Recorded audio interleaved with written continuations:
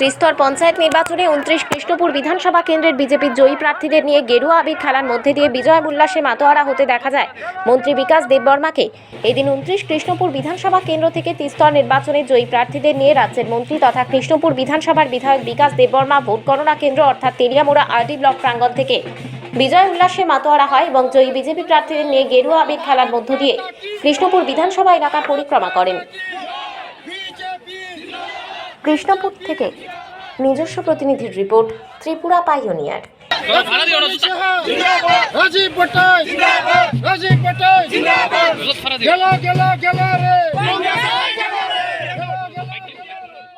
এই জিত আমাদের জিত, মোদীজির জিত, আমাদের জনপ্রিয় মুখ্যমন্ত্রী মানিক স্যার জিত, রাজীব পটেল জিত।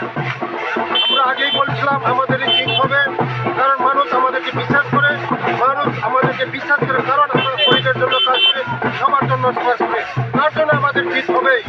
ওরা তো কোনো কিছু করে না, 35 বছর করে কিছু